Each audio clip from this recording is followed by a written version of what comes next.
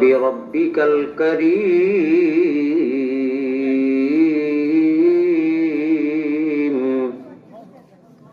صدق الله مولانا العلي العظيم.